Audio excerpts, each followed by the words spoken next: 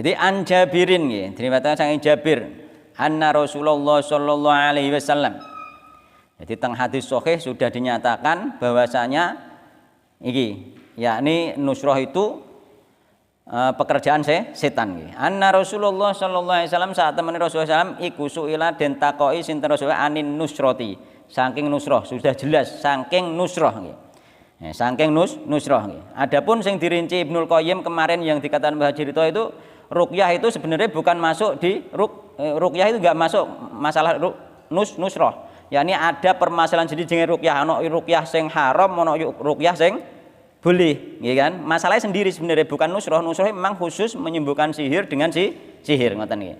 Iku kenapa Ibnul Qayyim memberi rincian seperti itu untuk memadukan pendapat tabiin kemarin yang mengatakan bolehnya nusroh, yakni yang boleh adalah pakai ruqyah yang syariah kan seperti itu, hanya untuk memadukan pendapat para ulama. Tapi makna asli an-nusroh adalah menyembuhkan sihir dengan sihir dan hukumnya haram. Jadi suila den takoki sinten Rasulullah SAW anin nusroti saking nusroh. Faqala mongko ngendika sinten Rasulullah sallallahu alaihi wasallam, hiya utai nusroh, sudah jelas kan mboten masalah suwuk ruqyah. Nek ruqyah kan ruqyah haram, mbek ruqyah syirik enggak boleh, tapi nek nusroh wis langsung jelas. Faqala mongko ngendika sinten Nabi Muhammad SAW, hiya utawi an-nusroh iku min amali syaiton, termasuk amalan setan nggih. Rawahu Imam Ahmad, dan ini termasuk pendapat terakhir Imam Ahmad ya, dengan sanad yang jayyid, hadisnya sahih nggih.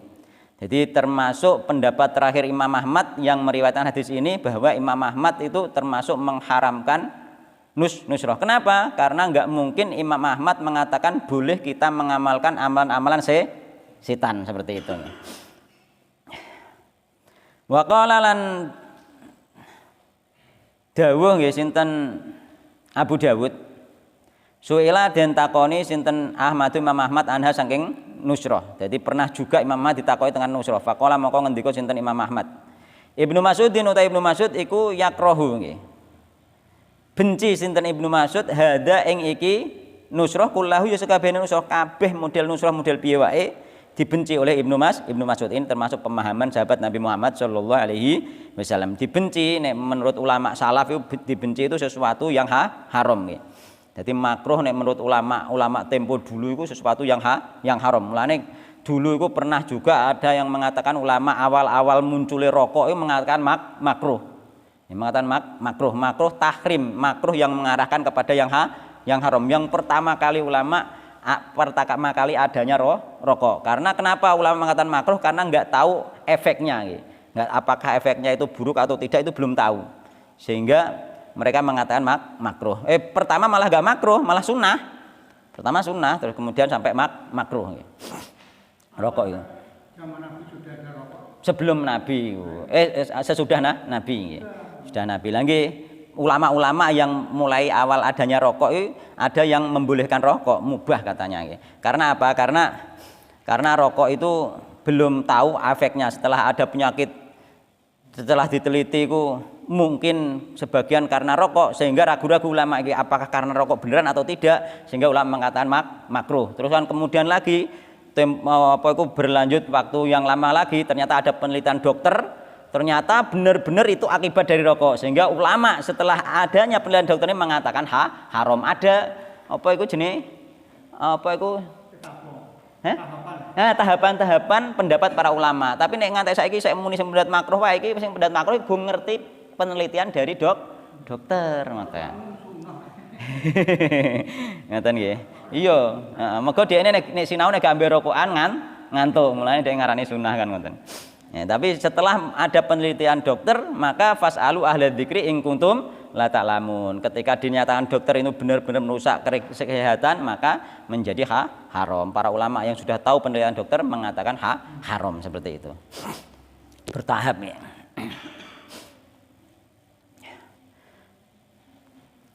Wa fil Bukhari lan ing dalem Sahih Bukhari an Qatadah sang Qatadah. Kultu matur sapa ingsun Ibnul Musayyabi maring Ibnul Musayyab, seorang tabiin kemarin ya. Rajulun bi tibun, ada seorang laki-laki yang terkena penyakit ya. Penyakit sihir ya. Au yukhadu anil murati, atau diambil dari perempuannya, yakni dia tidak bisa menggauli istrinya sebagaimana yang ceritakan kemarin ya. tidak bisa menggauli istrinya. Ayu halu anhu ayun saru, apakah boleh dilepaskan sihirnya atau yun saru atau melepas atau dinusroh nggih. Kala matur sinten Ibnu Musayyab la ba'sa ora apa-apa bi kelawan nusroh. Nah, ini bertentangan dengan hadis yang sahih. Innama angin kesini yuriduna ngarepake sapa wong akeh sing menusroh mau bi kelawan nusroh mau al islaha ing kebaikan. Tujuannya kebaikan ben dhek iso ngumpuli bojone meneh. Fa amma ma yang fa adapun nggih. Sesuatu yang bermanfaat nggih. Yang manfaati apa ma falam yunha maka tidak dicegah anhu darinya. Iki riwayat Bukhari tapi mu'allaqon nggih. Mu'allaqon niku sebagian sanate terputus nggih. Sebagian sanate terputus nggih. Jadi artinya apa? Artinya di antara salah satu ciri nggih dari hadis dhaif itu sanatnya terputus seperti itu. Jadi andai kata ini benar nggih, andai kata hadis ini sahih nggih, andai kata sahih maka maksudnya diterangkan oleh Ibnul Qayyim. Maksudnya siapa mau? Ibnul Musayyab itu maksudnya adalah ruqyah yang pakai Al-Qur'an atau pakai doa-doa yang dibolehkan. Maksudnya ngono, dialihkan oleh Ibnul Qayyim ke situ sehingga kita tidak bersuudzon kepada ulama. Ya, atau yang kedua maksudnya Ibnul Musayyib belum mendapatkan hadis tentang larangan nusroh dari Nabi Muhammad Sallallahu Alaihi Wasallam. Jadi banyak kemungkinan. Yang jelas apapun perkataan ulama itu kita tetap mengikuti hadis Nabi daripada perkataan ulama ketika perkataan ulama itu bertentangan dengan hadis Nabi Muhammad Sallallahu Alaihi Wasallam. Ngono carane. Jadi kita itu mesti guru kita sendiri, meskipun ulama kita sendiri. Nek ternyata menyalahi hadis yang sahih, kita nanti akan berhusnudzon. Guru kita mungkin belum tahu dalilnya yang pertama. Yang kedua mungkin maksudnya tidak seperti itu. Seperti itu iku husnudzon kita harus kepada pendahulu-pendahulu kita ya. Karena seorang tabiin terkenal ini syikoh ya, jadi terpercaya ya. Jadi nggak mungkin dia membolehkan sesuatu yang bertentangan dengan sunnah Rasulullah Shallallahu Alaihi Wasallam seperti itu. Wariyo lan diriwayatkan Anil Hasan sange Hasan annahu satemene Hasan sampeyan Nabi ku kok satemene Hasan nggih iku kala ngendika sinten Hasan nggih. La yakhillus sihra illa sahirun nggih. Ora ngarah iso ngelepas sihir kecuali tukang sihir. Yakni melepas sing dimaksud melepas iku menawarkan nggih. Dadi mulane an-nusrah makna sing asline iku penawar sihir dari tukang sihir itu sendiri. Penawar sihir dari tukang sihir itu sendiri. Jadi nek penawar itu dekne memang penawar ya. Jadi ketika dikei penawar langsung setane mire ya wis dikei kan ngono. Lah penawar itu juga dari setan itu sendiri ngoten lho Pak.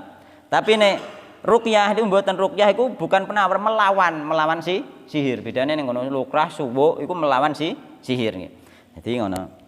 Jadi nek ruqyah dengan ruqyah yang syar'i boleh, dengan doa-doa yang syar'i boleh, namanya bukan nusroh, namanya suwuk cara Jawa nggih.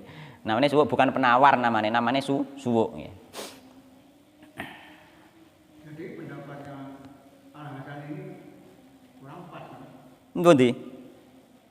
La yakhillu sihra illa sahir. Nggih pas to? Ada yang dapat melepaskan pengaruh sihir kecuali tukang sihir. Nggih.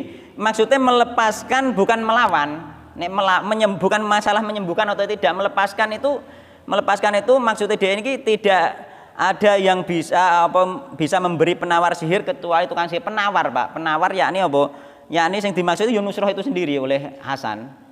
Tetapi kok kembalinya kecuali tukang sihir. Nggih, hanya tukang sihir yang bisa penaware nggih, penaware. Mboten obat penawar yakni nusroe nggih. Jadi ketika ada orang pakai nusroh, pakai penawar, maka dia itulah sebenarnya dia itu juga tukang sihir. Ngoten maksudnya Hasan, ngoten paham nggih jenengan maksudnya. Maksudnya ngoten nggih. Tapi nek dia ini enggak pakai penawar semacam nusroh, maka dialah bisa ulama, bisa ustadz ya ini pakai ruqyah atau pakai doa seperti itu, bukan pakai nusroh. Ini maksudnya Hasan ini mengatakan bahwa nusroh itu memang benar-benar sihir, tapi tidak dibagi seperti Ibnul Qayyim. Ibnul Qayyim membagi ini untuk mempertemukan pernyataane apa Ibnul Musayyab tadi nggih, mempertemukan nggih. Kalau dihubungkan dengan keterangan Ibnu Qayyim. Nggih, lain nggih. Jadi qala Ibnul Qayyim, qala ngendika Ibnul Qayyim, an-nusratu utai nusrah iku halus sihri anil mashuri nggih, melepaskan sihir dari orang yang disihir. Wa hiya utai melepaskan sihir dari orang yang disihir iku nauani ana loro nggih. Ini pengertiannya menurut Ibnul Qayyim, padahal menurut Nabi Muhammad ya nusrah iku min amalis syaiton. Kan berarti gak nyambung. Kok dibagi dua? Kan ngoten, nusrah itu min amalis syaiton. Kenapa dibagi dua? Nah, dibagi dua ini Ibnul Qayyim itu sebenarnya bukan nusrah, yakni mengobati sihir, yakni mengobati sihir itu dibagi dua. Yang pertama mengobati sihir dengan sihir, yakni nusrah. Yang kedua mengobati sihir dengan ruqyah, yakni doa. Kan ngono harusnya. Berarti kan yang tidak melawan syariat adalah yang ruqyah. Iya, yang ruqyah, nggih. Yang pertama kan enggak benar. Enggak benar, nusrah itu aslinya kan ngoten. Mulai Ibnu Qayyim membagi iki sebenarnya Ibnu Qayyim hanya Ibnu Qayyim saja yang membagi ini nggih, untuk melepaskan dari pendapatnya Ibnul Musayyib ketika Ibnul Musayyib ternyata iki hadisnya sahih ngoten lho. Jadi wahya utawi an-nusrah nau'ani kono loro terus Ibnul Qayyim. Halun bisirin mislihi, melepaskan dengan sihir yang semisalnya. Bahwa utawi iki nggih iku alladzi amalan setan. Iku bahwa utawi iki melepaskan diri dengan sihir misalnya iku alladzi sesuatu perkara min amali syaitoni setengah saking amalan setan. Jadi ikilah sing diarani apa iku amalan setan nggih. Wa alaihi lan iku ing atase nggih iki yakni melepaskan sihir dengan sihir yuhmalu den masukkan apa qaul Hasan ngendikane Al Hasan. Iki maksudnya Hasan yakni la yakhilus sihra illa sahir. Faitakar robu mongko mendekatkan diri sapa an-nasir wong sing dinusrah wal muntasiru lan wong sing nusrah wa muntasiru wal muntasiru wong sing dinusrah ila syaitani maring setan. Keduanya mendekatkan diri kepada setan bima yuhibbu dengan sesuatu yang dicintai setan. Yakni misalnya nusrah itu nek setane misalnya njaluk jimblehno pitik atau jimblehno pitik itu termasuk sing dimaksud nusrah di sini. Yakni sing dijenengi setan apa? Tapi nek pengalaman kula ning kitab Mujarobat itu mboten ngoten. Ning mboten tak terangno kemarin. Dadi ning Mujarobat itu ana carane nyihir wong, terus ning kono dilampirno ngisore iki penaware, ngoten lho. Lah sing roh penaware sing pas sesuai sihire iki mau, iku berarti tukang sihir. Nusrah niku maksudnya nusrah sing asli iku.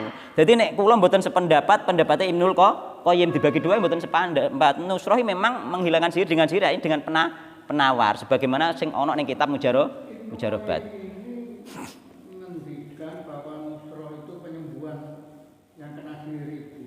Nggih. Yang terkena sihir itu pada prakteknya kan ada dua. Nggih. Kena sihir disembuhkan dengan sihir.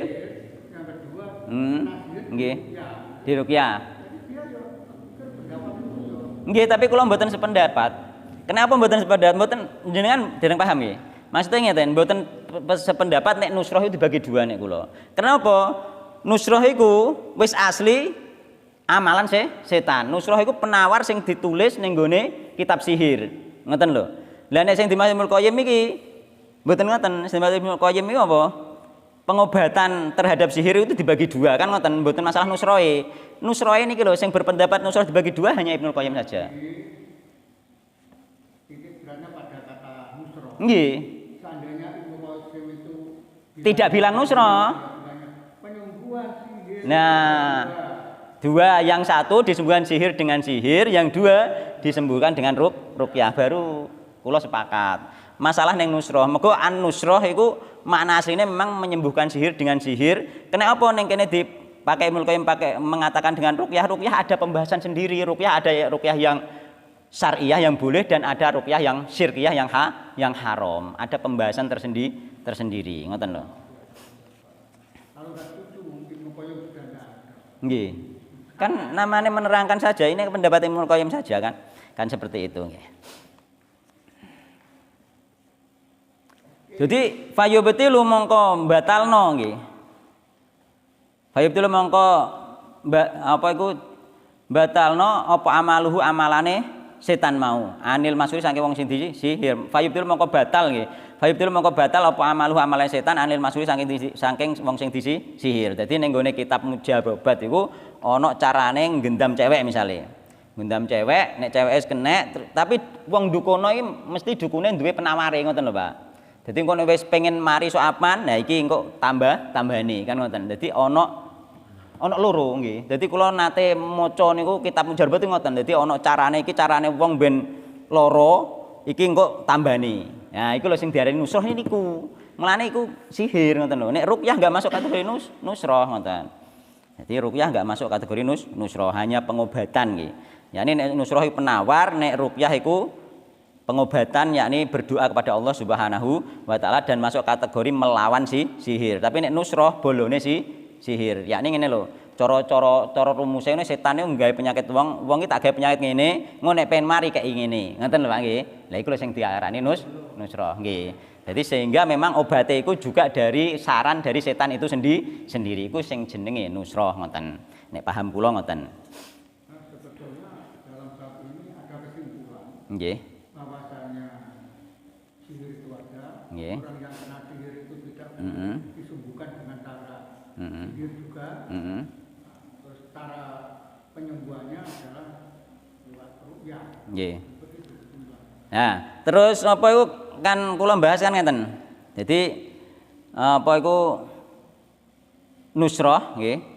Nusrah kan menyembuhkan sihir dengan penawar nek kula ngarani dengan penawar. Adapun nek sing ngarani menyembuhkan sihir dengan sihir sing dimaksud misalnya nekakno tukang sihir, dukun kon nambani wong stres misale, iku pembahasan lain, iku pembahasan nekani dukun mbek percaya dukun, mboten pembahasan nusrah ngoten lho. Dadi dibedakan. Dadi ada misalnya nekakno dukun kongkon nambani bocah stres misalnya. Iku gak masuk kategori nusrah meskipun nyembuhnone dengan sihir juga.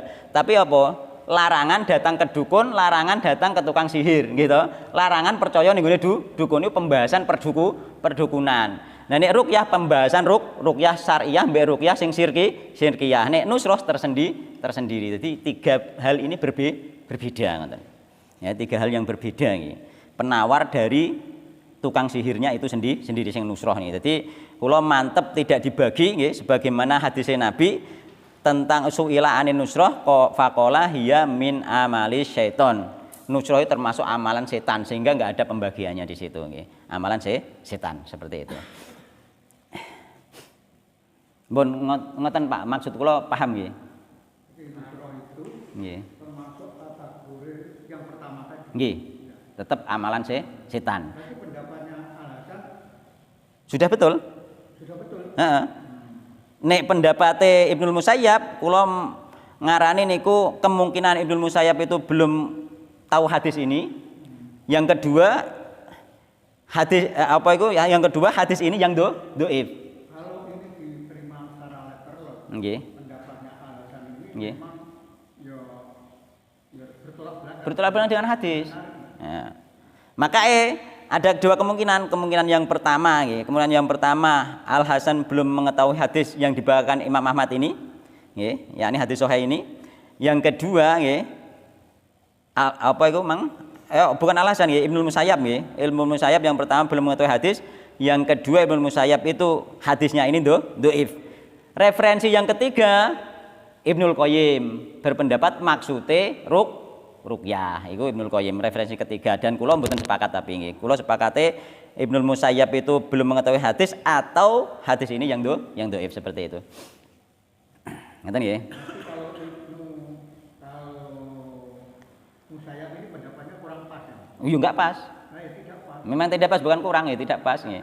Lah tidak pas itu karena tadi belum mengetahui hadis. Seandainya hadis ini sahih atau hadis ini yang dhaif seperti itu nggih. Penyembuhan seperti itu kok tidak apa-apa. Enggak boleh, haram nih. Yang pertama nekani tukang sihir enggak boleh, yang kedua nganggo kitab sihir juga enggak boleh. Jadi aku belajar kitab sihir, kita mujarobat sampai nek iso nyembuhno lewat carane mujarobat itu sendiri. Musayyab ini kategorinya tabiin atau Tabiin sikoh, jadi terpercaya dia. gimana? Tabiin yang terpercaya dia, ulama. Udah pendapat ini. Lah maka iki mau bisa jadi belum tahu hadisnya, bisa jadi hadis ini dhaif karena iki ditantumno oleh Imam Bukhari apa? Mu'allaq. Mu'allaq itu rawinya terputus. Ada waktu itu belum sempurna. Mboten seperti itu, Memang hadis Sahih Bukhari itu termasuk kitab hadis paling sahih di antara seluruh kitab hadis. Namun tetap ketika diteliti para ulama ada hadis-hadis dhaif di dalamnya. Lah iku tujuannya apa? Tujuannya Allah menjadikan seulama sehebat apapun ternyata kitabnya ono hadis dhaif. Itu tujuannya apa? Agar tidak menandingi Al-Qur'an. Tetap dikasih ada kesalahan sedikit, banyak ada kesalahan dan kita tidak fanatisme seperti itu nggih. Nah, seperti itu. Kula nggih ngoten nek salah nggih ampun ditut sing salah sami mawon. Tapi keyakinan pada hadis Sahih Bukhari ini kan ya dipermasalahkan. Ada beberapa hadis yang dipermasalahkan para ulama, tapi tetap diakui hadis paling sahih di antara seluruh kitab hadis. Itu pendapat ulama. Sedangkan yang mencari hadis sendiri menyatakan Sahih Bukhari ini.